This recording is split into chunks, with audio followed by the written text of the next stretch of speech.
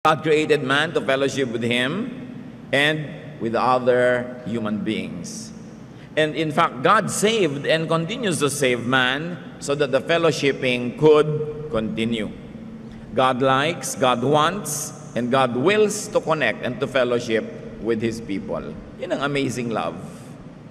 Na sa kabila ng ating mga kapintasan, sa kabila ng ating paglayo kuminsan at mga pagkakamali, gustong-gusto pa rin tayo ng Diyos na kasama.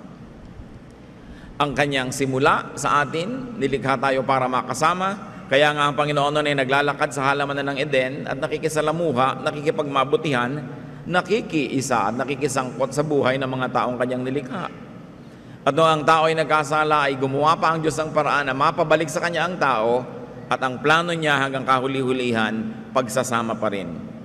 1 Thessalonians 4:17, after that, we who are still alive and are left will be caught up together with them in the clouds to meet the Lord in the air, and so we will be with the Lord forever. Tinutukoy dito ang mga panahon na ang taong nilikha ng Diyos ay lahat ay uuwi at babalik na sa Kanya at makakasama yung lumikha habang panahon. God's love allows us to live, and not only live, but to live one distinct life. Wala siyang ginawang taong magkamukha kahit pakambal. Ang gusto ng Diyos sa tao, maranasan niya na maging bukod tangi, isa, unique, walang kopya.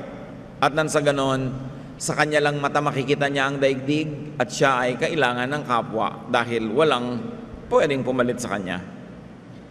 That God connected us with Him and to other individuals through design. Ephesians 4:11, it was He who gave some to be apostles, some to be prophets, some to be evangelists, and some to be pastors and teachers. And you can go on and on and on. Ang Panginoon ang naglikha at gumawa sa tao para magkaroon siya ng kakaiba, bukod tangi, at Kanya lang na papel sa buhay. So, bigay na example dito, may mga nilikha daw na nakadisenyo para maging apostle niya, maging propeta, maging evangelist, soul winner, maging pastor, maging guro, at lahat pa ng uri ng ministries, vocations, at ng mga gawain sa mundo, ibinagay ng Diyos sa tao. Kaya walang taong walang silbi.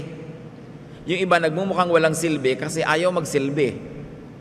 O kaya, maling lugar ang kinakalagyan. Hindi tuloy lumulutang yung kanyang galing. Kasi na-assign siya o ini-assign niya ang kanyang sarili o nabara na siya sa isang lugar na hindi naman siya bagay doon. Bakit ginawa yun ng Diyos? Para walang tao na makakaramdam na siya ay expendable, na siya ay hindi kailangan. Ang lahat ng tao ay kailangan. Yung iba nagmumukha lang hindi kailangan dahil nakasanayan na natin hindi asahan dahil hindi mo naman maasahan talaga. Pero choice. Everyone is needed and everyone needs everyone else. Kailan kaya natin yan lubos na mauunawa na ang nangyayari sa ating kapwa ay nangyayari din sa atin? Kaya maganda nga yung salitang kapwa-tao. Pareho kayo, siya at ikaw, pareho rin. Pero individually may pagkakaiba para mayroong ka ring halaga na ikaw lang ang may dala at may bit-bit nun. Kaya kailangan ka ng iyong kapwa. Psalm 139:14, I praise you because I am fearfully and wonderfully made. Your works are wonderful. I know that full well. Yung namimintas sa sarili at namimintas ng kapwa, ibig sabihin hindi niya dinidibdib ang kahulugan na ang bawat tao ay buong kahiwagaan, kapangyarihan at kaluwalhatiang nilikha. Na ang bawat tao ay wonderful. Bakit? Diyos kasi ang gumawa and the works of God are wonderful. Marahil maaari nating sobrang tinititigan lang yung kakulangan ng kapwa, hindi natin nakikita yung mga bagay na talagang tamang-tama siya. Hinahanap natin sa kanya yung wala sa kanya, pinagagawa natin yung hindi naman siya gifted to do, nagmumukha tuloy siyang walang kwenta. But sabi, I am fearfully and wonderfully made. It means I fit. Swak ako, bagay ako sa lahat ng aking kasama, mga kasambahay, kasama sa trabaho at kapitbahay. Ngayon kuminsan dahil sa ating maling pananaw sa sarili at sa kapwa, hindi tayo nagiging bagay. Kasi humahanap tayo ng pagkakadiferensyahan, humahanap tayo ng pagkakaiba-iba. Samantalang ang pagkakaiba-iba na yun can be very, very charming because it is in our differences that there's variety in life.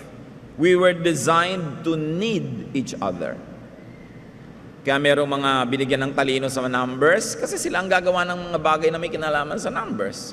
Merong ginawa ng talino tungkol sa mga sining, meron naman sa mga siyensya, may binigyan ng galing dito at galing doon para lahat ng tao may papel. Ganun ang pag-ibig ng Panginoon. Kung ginawa lang tayong pare-pareho, siguro wala tayong hahanapin sa kapwa dahil pareho natin, pero gusto nyo bang kapareho nyo ang lahat ng tao? Ang dami din namang kulang sa buhay. God's love is so wonderful because God allows us to live not only one distinct life, but also many lives.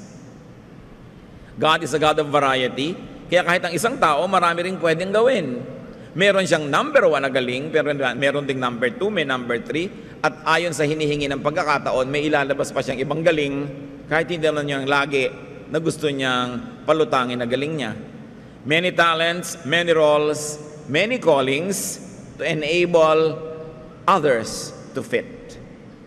So binibigyan din niya tayo ng kakayahang magpasensya, umunawa, magpatawad, umibig para yung mga ibang bahagi ng pagkatao ng kapwa natin ay ating mapagpasensyahan, mapatawad, matanggap. Doon ginagamit yon. At nang sa ganoon, laging merong pagkakaisa. Si Pablo, meron siyang likas na pagkatao at malinaw na identity, pero sabi niya sa 1 Corinthians 9:20-22, to the Jews I became like a Jew. To those under the law I became like one under the law. To those not having the law I became like one not having the law. To the weak I became weak. I have become all things to all men.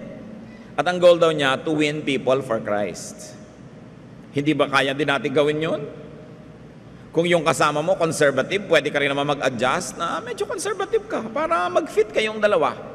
Maakay mo siya, mamahal mo siya, mahalin ka rin niya, madala mo siya sa Panginoon. Sa mga taong masisiglat, mabibilis, pwede ka rin bumilis-bilis para hindi ka maiwan. Sa mga taong medyo mabagal-bagal, pwede ka rin mag-adjust para hindi ka laging naiinis at naiiwan sila. Marami tayong pwedeng gawin. Kuminsan, hindi lang tayo nagkakasundo-sundo, hindi tayo nagkakasama-sama, hindi tayo nagkakaisa-isa, kasi binubuo natin sa loob na hindi makipagkasundo, hindi makipag-isa at maging iba. Kasi pwede tayo mag-adjust. We are fearfully and wonderfully made. Pati nga human body, may mga tao na nga na nabundol, nahulog sa tulay, nahulog sa ilog, nag-shoot pa doon sa kaila-ilaliman, nabuhay pa. Kasi ang katawan ng tao, ang dami din niyang kakayahan para mabuhay. Kung minsan, sabi nga isang bulate na lang hindi pumipirma, pero buhay ka pa rin dahil talagang ayaw pumirma ng isang bulate. So buhay ka pa. Ang haba-haba ng extension ng buhay, ang daming pwedeng gawin, ang daming pwedeng magawa, matanggap. Kung hindi nyo matanggap-tanggap ang kaisa-isa nyo halimbawang biyanan, hindi nyo lang ginagamit yung kakayahan nyo na tumanggap, magmahal at mag-accommodate. Choice nyo lang yon. Nagmamatigas din kayo ng ulo. Diba? Kung gusto ba naman gumigising ng biyanan nyo ng 3 a.m., kayang-kaya nyo sabayan. Diba? Matulog na lang uli kayo kung gusto nyo. Pero kung talagang ayaw ninyo, kahit na 8 a.m. siya gigising, gusto nyo pa rin 10 o'clock kayo, hindi pa rin kayo magkakasabay. Every willing heart will find a reason to do the good thing. Every unwilling heart will find an excuse not to do it. So it's only a choice. Meron kayong kapatid, kumisan dalawa lang kayong magkapatid, hindi pa kayo magkasundo. Kasi nagpapasya kayong hindi magkasundo. Kahit anong ugali niya, kung magpapasya kayong tatanggapin nyo yon, pakikibagayan ninyo, pagpapasensyahan nyo, patatawarin kung kailangan, tiyak na magkakasundo kayo. Basta merong dalawang hindi nagkakasundo, pareho kayong may mali. Siguro mas malaki lang yung mali nung isa o siya lang yung nagsimula, pero ikaw naman yung pinakahuling gumawa ng mali din. Kasi lagi nating sinisisi ang iba, lagi nating ipinipilit yung standard natin sa iba, yung gusto nating salita nila, kilos nila, speed nila, kaya hindi tayo makasundo. Something's wrong with us because we are fearfully and wonderfully made. Kaya nyo yan. Pag may sinasabi ko, kaya mong makisama dito sa manugang mong tamad, kaya mo yan kung gugustuhin mo talaga. Pag ginusto, pwede. Walang hindi nakakaya ang tao pag ginusto at sa tulong ng Diyos. So pag may mga awayan kayo dyan, ng mga hidwaan to, mga tagal, kayo rin na may kasalanan yan. Because sabi ni Paul nga, to the Jew, he could be a Jew. To the Gentile, he could be a Gentile. Alam niyo ba ibig sabihin ng isang Hudyo na nag-a-adjust sa Gentile? Malaking adjustment yon. Tapos ang lakas ng character niya, pero sa niya, to the weak, I'm weak. Yung ayaw kumain ng balot, kahit gusto-gusto ko, hindi nila ko kumakain. Pagkakasabay siya, kasi nahihilo siya pag nakikita niya kinakain ko yung ulo ng bibe. Diba? Pwede naman ako mag-adjust. Pwede ko namang i-adjust yung volume ng tugtog Hindi naman pwede namang hindi ko wasakin yung tenga ng kapitbahay ko. Pero nag-aaway kami kasi pinipilit ko lakasan. Ipinipilit kasi natin yung sarili natin. Gamitin natin yung lakas at kapangyarihang ibinigay ng Diyos sa tao to accommodate, to fit in, and to let others fit in. Kuminsan, grupo kayo, para kayong mafia. Merong bago sa opisina, hindi na makasali-sali kasi ayaw niyong pasalihin. Pinupwera niyo talaga, choice niyo yun. But you can choose to be nice. And what's important about God's love, pinag-uusapan natin ito para yung love natin sa kapwa, maging tulad ng God's love. God's love accepted the fallen us. The fallen Adam and Eve, the fallen Cain were still loved. In fact, we're loved all the more by God. Yun ang amazing. God is so gracious. Sabi ng God, the moment that you eat this forbidden fruit, you will die. Kinain. Pagkatapos, nagtakip sila ng mga damo-damo sa katawan nila dahil sabi ng Panginoon, bakit kayo ganyan ang mga itsura nyo, nagtatago kayo at may mga suot-suot kayong miserabling dahon-dahon? Kasi po na-realize naming hubad kami.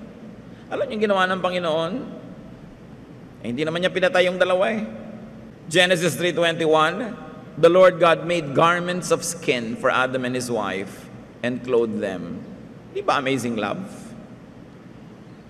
Kung tayo sinabi natin, pag hindi mo ginawa yan, ayoko na sa'yo, tao lang kasi tayo at pinipilit natin maging tao lang imbes maging katulad ng Diyos. Pag na-disappoint tayo, papangatawanan natin, sige, ayoko na sa'yo.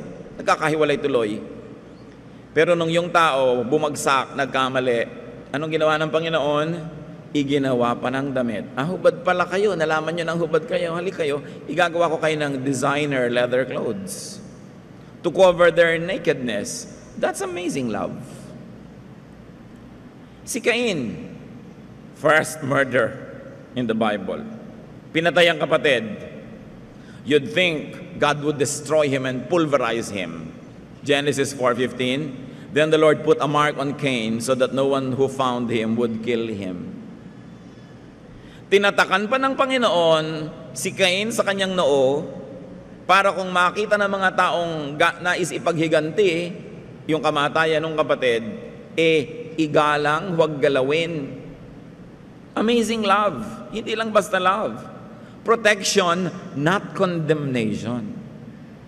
Parang yung sinasabi sa batas ng Israel, ang babaeng nangangalo niya, batuhin hanggang mamatay. Nung iniharap kay Jesus, sabi ni Lord, kung sino yung walang kasalanan, mauna na, ipinrotect din. That's amazing. And if you don't agree with that, bring your case to God. God talaga yung gumawa ng damit. God talaga yung nagpatawad. God yung naglagay ng mark. If you're uncomfortable with that, then have a talk with God about it. But me, I'm amazed with God's love. And I thank Him for His love kasi it could be me. Gusto niyo siguro, patayin si Adan at si Eva, patayin si Cain. Kung kayo yung si Adan at si Eva, gusto niyo patayin kayo?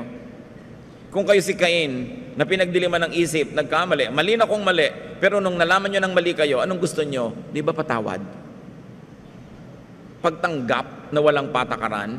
Alam nyo, kumisan tayo, tao, relihiyon, lipunan, mas mahigpit pa sa Diyos. Kaya hindi magkasundo-sundo. Ang buong sangkatauhan, sobra na ang pagsuway sa Diyos, dapat nang lipulin ng mundo. Anong ginawa ng Diyos? Romans 5:8. But God demonstrates His own love for us in this. While we were yet sinners, Christ died for us. Siguro pwede kang mamatay para sa isang mabuting tao, pero pwede ka bang mamatay bilang sakripisyo para sa isang makasalan at masamang tao? Yun ang ginawa ni Jesus. Yun ang ipinagawa ng Diyos Ama sa Kanya. Amazing love. Hindi basta love the way we know it. Na I love you if you love me. I love you if you give me your money. I love you if you give me your time. I love you if you are faithful. I love you if you are kind and good and nice and thoughtful.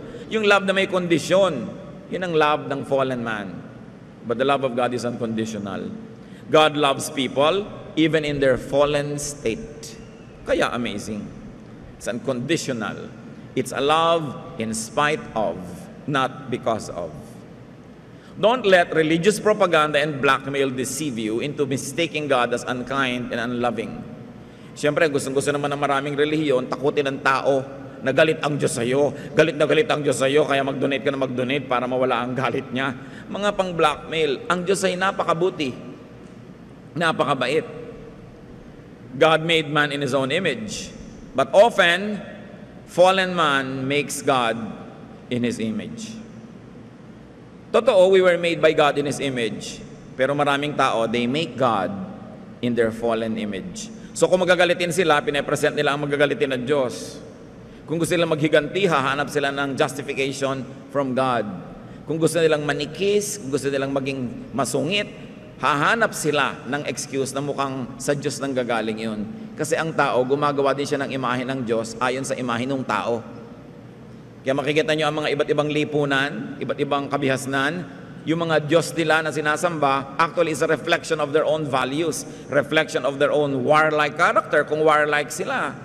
Kaya kung yung mga lipunan ay mapagtanim, ang mga Diyos nila, mga Diyos na mga fertility, kung sila yung mga mahilig sa dagat, mga mangingisda o mga marino, ang mga Diyos nila, yung mga Diyos ng tubig, kasi gumagawa sila ng imahe ng Diyos sa sang-ayon sa kanila mismong sariling imahen. Baligtad.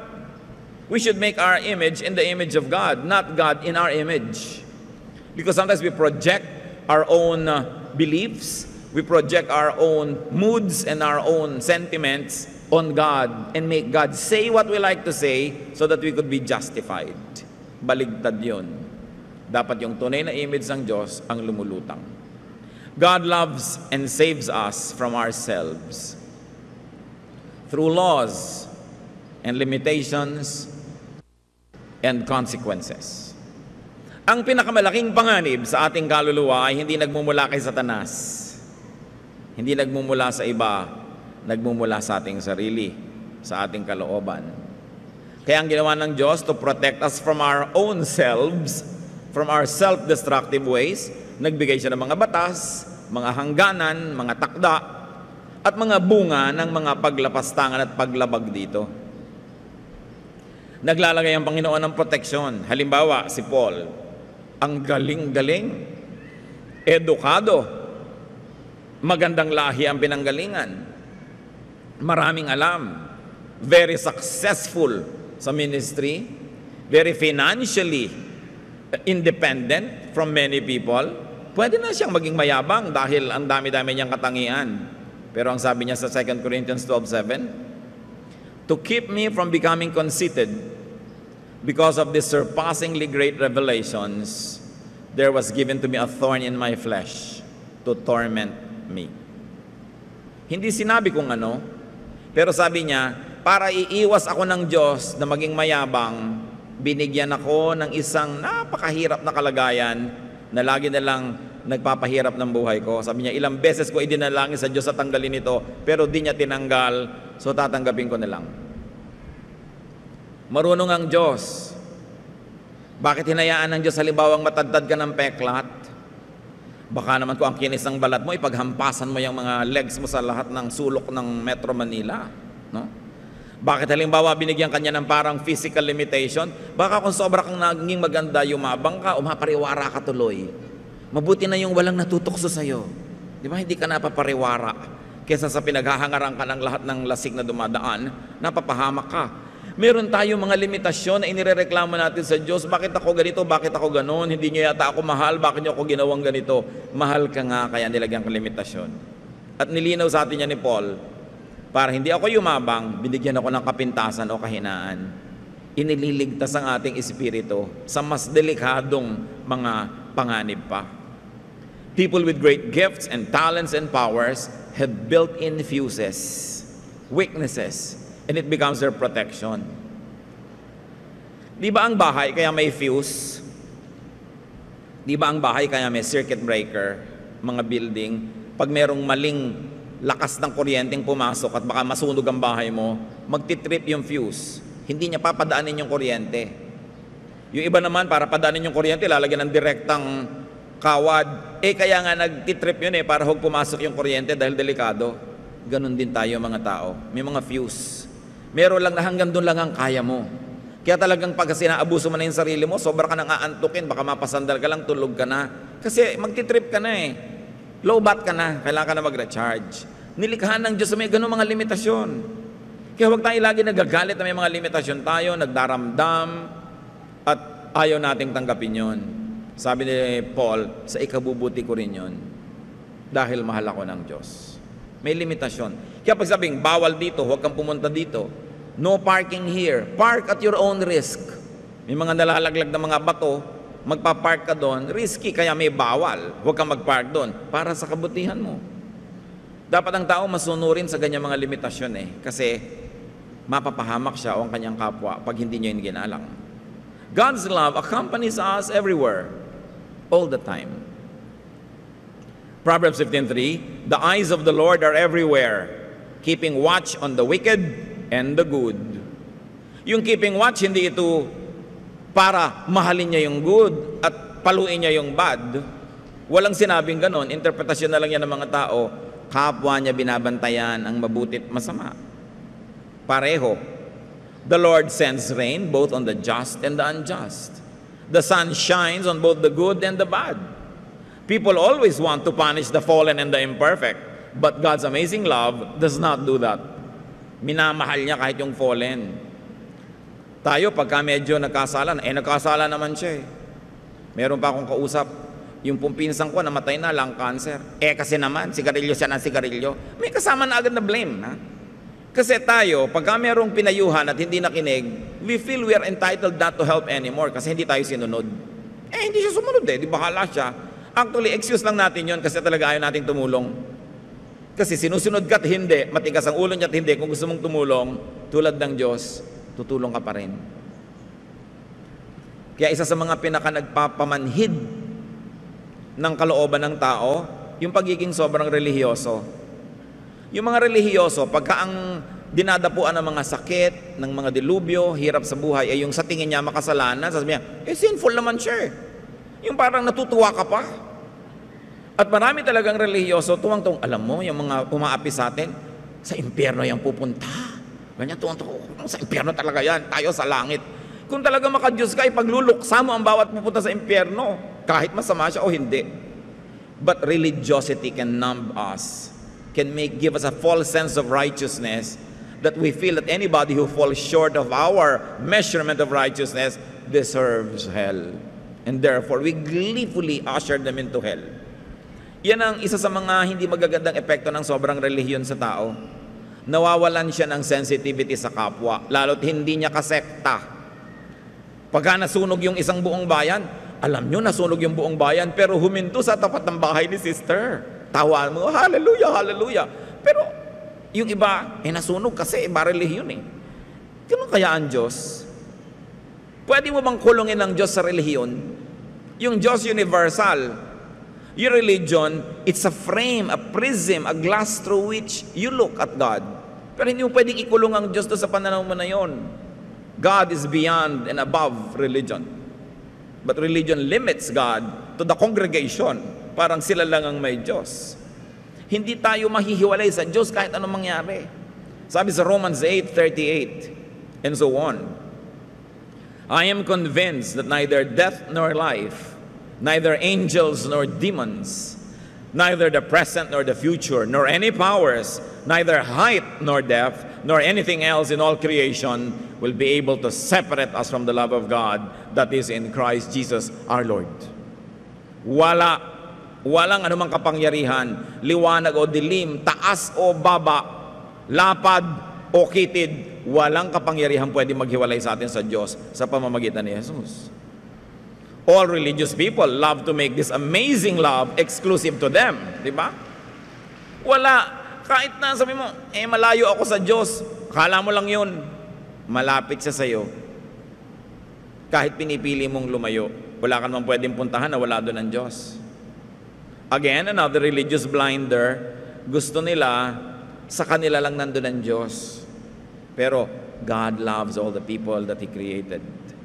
Matthew 28:20, and surely I am with you always to the very end of the age.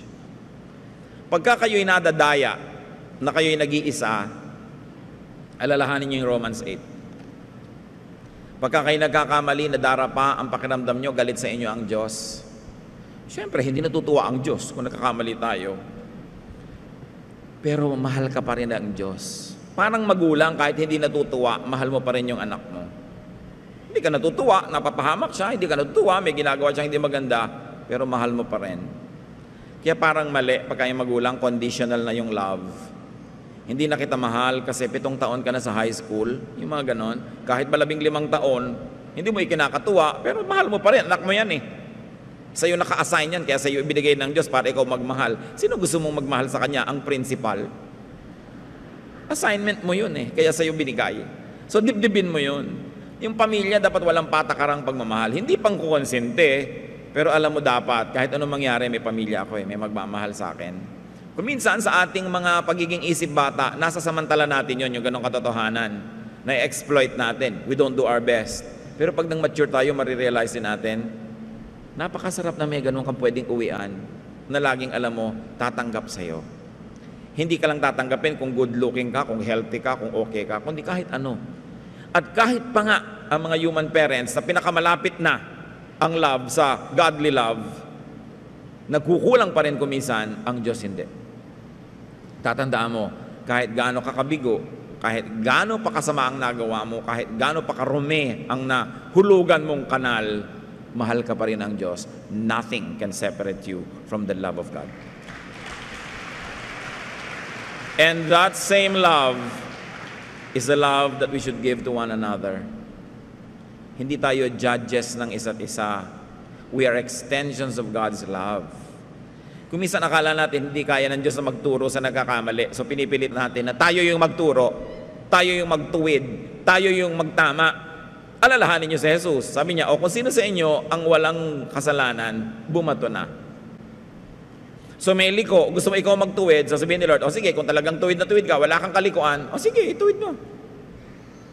Disiplinado ka, perfect ka, sige, mang-disiplina ka. Pero kung hindi ka ganon, magmahal ka na lang. Patuloy ka rin siyempre magturo, umakay, mag-inspire, but don't judge. Even Jesus is not yet in the business of judgment. He's still saving people. Nauunahan pa natin kuminsan yan. God's love guarantees our oneness with Him. Ano ang ating patunay, katiyakan na tayo'y hindi mawawalay sa Kanya?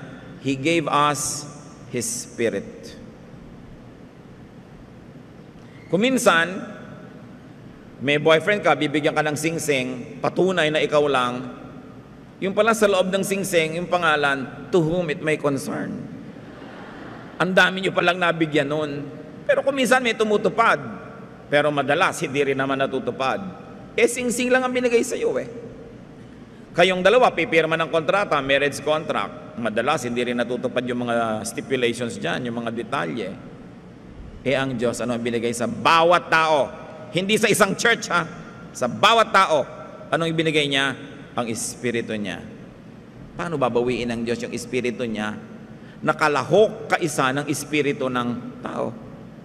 1 John 4:13, we know that we live in Him and He in us because He has given us His Spirit. Ano pa ang patunay ang kailangan natin para malaman natin, grabe ang pag-ibig ito. Ibig sabihin, kahit anong gawin ko, hindi ako mahihiwalay sa Kanya. Tatakpan niya ng pag-ibig, huhugasan niya ng dugo ni Jesus, mamahalin niya ako dahil ang Espiritu namin hindi pwedeng paghiwalayin. Walang bawian. Sa simula pa lang sa creation, ibinigay na niya yung Espiritu niya sa tao. Pagkatapos, nung ang tao ay nagkamali, ibinigay niya ang kanyang anak. He gave us His Son. Parang renewal ng relationship, renewal ng wedding vow, na parang sinasabing, nagkamali ka man, nalayo ka man, heto, gumagawa ako muli ng paraan na sa pamamagitan ng anak ng Diyos, ang sangkatauhan ay makakabalik sa Diyos. Romans 5:10, for if when we were God's enemies, we were reconciled to Him through the death of His Son, etc., etc. I'm interested only in the first part of the sentence.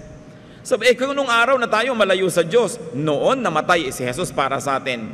Ngayon pa ba, na lumapit na tayo sa pamamagitan ng kanyang anak, ngayon pa ba malayo ang Diyos? Kung nung araw na hindi mo pa tinatanggap si Jesus, noon naman siya namatay para sa iyo Ngayon pa bang tinanggap mo na? Ngayon pa mapalayo sa iyo ang Diyos Ama? Lalong hindi. Ano pa man ang mangyari, kasapitan mo sa buhay. God's love reunites us with Him forever. Bagamat tayo na Espiritu niya ay inilagay niya pansamantala sa lupang katawan para maranasan natin ang buhay dito, maranasan nating mamuhay kasama ang kapwa, at ang Diyos din sa pamamagitan ng katawan ng tao, at nandun ang Espiritu ng Diyos sa katawan na yon, ang Diyos man ay maraming nagagawa through and in creation. Sa oras ng kamatayan ng ating katawan, bumabalik ang Espiritu sa Diyos. Ecclesiastes 12:7, and the dust returns to the ground it came from, and the spirit returns to God who gave it. Amazing death. Because death now brings you back to your original spiritual life with God. Romans 8:11, he who raised Christ from the dead will also give life to your mortal bodies through His Spirit who lives in you. Bakit si Jesus namatay at matapos mamatay ng 3 araw ay nabuhay na muli? Isang halimbawa ng gagawin ng Diyos sa bawat anak niya. Na mamatay man ang iyong katawan, mare-reconstitute that you will wear a glorified body and that we will be with the Lord forever. God is with His people in life and in death. Why? Because His Spirit is our spirit. 2 Corinthians 5:8, we are confident, I say, and would prefer to be away from the body and at home with the Lord. Iwan ko man yung katawan ko na yan, ang uuwian ko naman ay ang Diyos sa langit, di bali nang iwan ko yung katawan na yan. Bagamat ang mga katuruan ng Christianity ay nagsasabing ang katawan na yan ay muling bubuhayin in a glorified way. At sabi sa Psalm 23 verse 6, surely I will dwell in the house of the Lord forever. Sa Revelations 21, 2-3, na ipinapakita dito yung mga sinasabi ng sumulat na magaganap sa mga huling araw. I saw the holy city coming out of heaven from God, prepared as a bride beautifully dressed for her husband. And I heard a loud voice from the throne saying, now the dwelling of God is with men, and He will live with them. They will be His people, and God Himself will be with them and be their God. Sabi niya, sa darating na panahon na yon, ang kaharian ng Diyos ay bababa na para bagang isang babaeng ikakasal, bihis na bihis, gayak na gayak, walang lukot ang damit, walang dumi, parang isang babaeng ikakasal. Madalas gamitin ng Diyos ang relasyon niya sa church, ang relasyon niya sa kanyang mga anak, ang relasyon niya sa sangkatauhan, na parang relasyon ng isang babae at isang lalaking ikinakasal. Ibig sabihin, sila'y para sa isa't isa, sila'y bagay sa isa't isa, at habang panahon, sila ang magiging magkapareha. Yun ang ginagamit niyang metaphor. Pag-iibigan na hindi impersonal, very personal, very emotional, very, very real. Yung pagsasama ng isang mag-asawa. Bride and groom, couple forever. Siyempre, metaphor lang naman yun, isang talinghaga na ang kinakahulugan lamang at gustong ipaliwanag yung pagiging isang-isa. The idea of aloneness is a big burden. It's a big lie. It's a big illusion. You are never alone. Nadadaya tayo ng ating sarili, nadadaya tayo ng ating emosyon, nadadaya tayo ng kapaligiran. Pag nagsesentimiento tayo at iniisip nating tayo'y nag-iisa, walang karamay, walang kakampi, walang nakakaunawa, walang nakakaalam ng kalagayan natin, it is not true because God's love never leaves us alone. Hebrews 13:5, never will I leave you, never will I forsake you. Parang Pinoy ang pag-ibig ng Diyos, ayaw kang iwan, Bata pa lang, binabantayan ka na. Laging may nakabantay. At kung kaya, lalo kung kaya economically, pagkapapasok, ihahatid ang bata, susunduin. Pag medyo lumaki-laki na, may chaperone, laging tinatanong, chinecheck, sinasamahan. At hanggang may asawa na, ayaw pang humiwalay nung nanay doon sa anak niya. Nandun pa, magkakasama pa sila. Hanggang mamatay ka na, hindi iniiwan yung patay, hanggang kang mailibing. Talagang laging may nakabantay. Akala mo may mga agaw, talagang binabantayan ka. At hindi natin iniiwan yung inililibing hanggang hindi talagang sementado na yung nicho. Walang tumatalikod. We don't want to leave people from cradle to the grave. But infinitely more than that, ganun ang Diyos. Ayaw niya mang-iwan. Gusto niya tayong kasama. Hindi pa ba napakalinaw na gusto tayo ng Diyos kasama?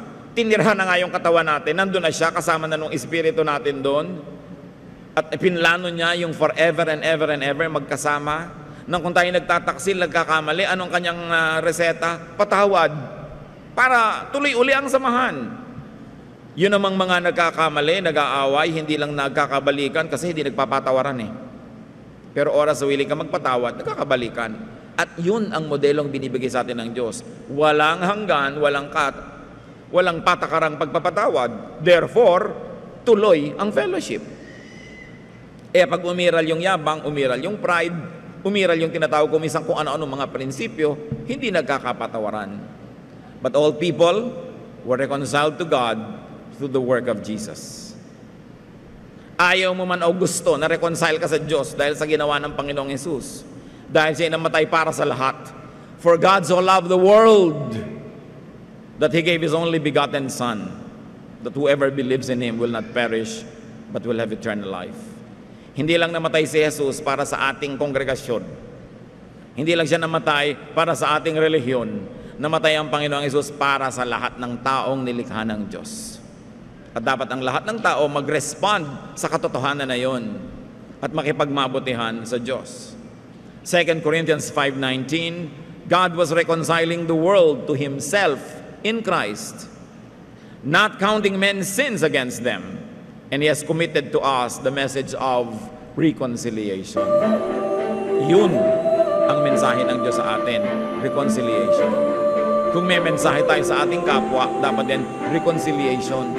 Sasabihin ni ang layo mo sa Diyos, akala mo lang yun, nakipag-reconcile na sa iyo ang Diyos. Dapat lang malaman mo yun, na nakipag-reconcile na.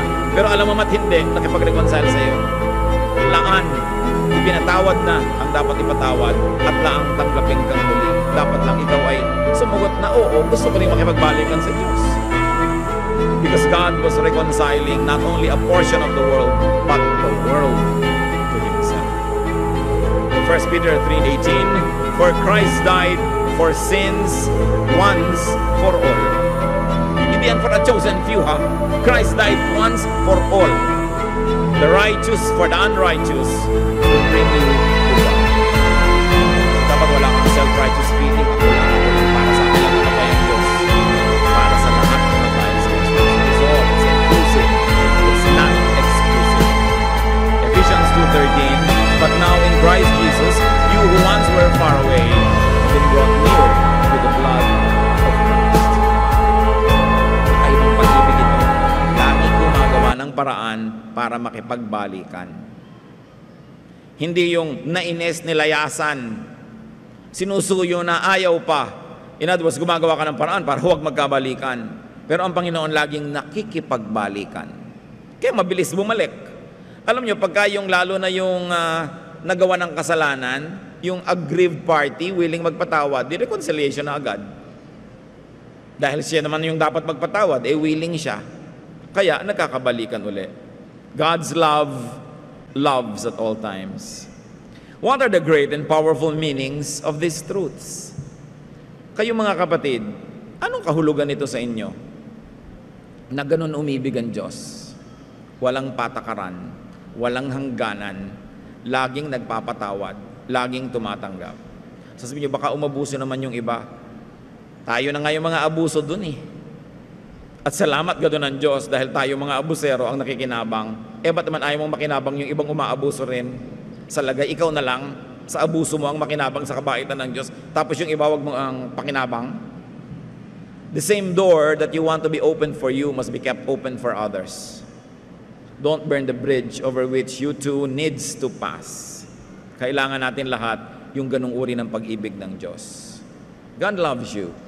But remember this, God loves everyone else, even those you don't love. Even the people you hate, God loves them.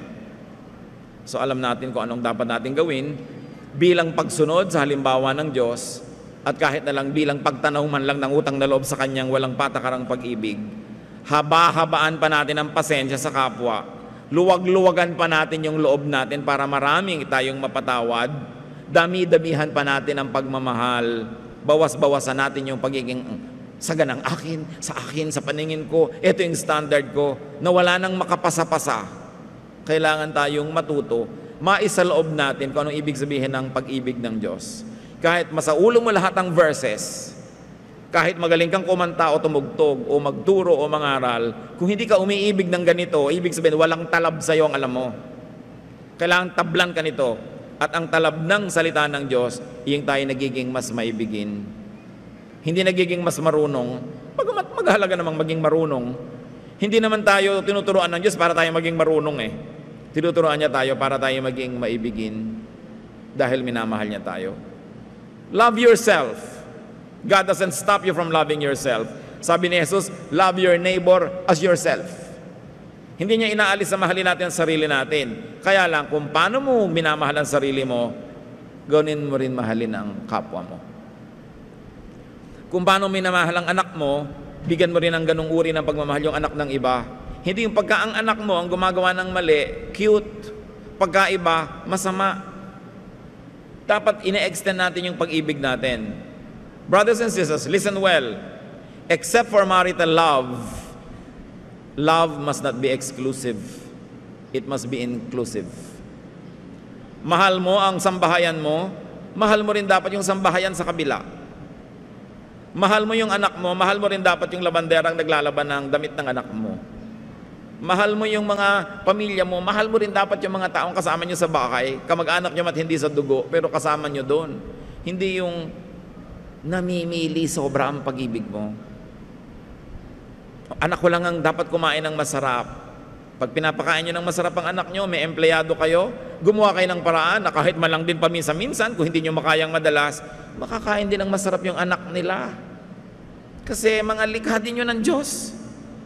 Hindi lang kayo ang nakakaranas ng bakasyon, kung kayo ang may-ari ng kumpanya, binibigyan nyo rin ng bakasyon yung mga taong nagtatrabaho sa inyo. Kahit legally, required sila magtrabaho ng ganito, pero kaya nyo naman bigyan ng mga bakasyon. Yung mga empleyado ninyo, halimbawa na may mga pamilya, hanggat pwede nyo pinapauwi para makauwi, kasi mamahalin nyo rin yung pamilya nila.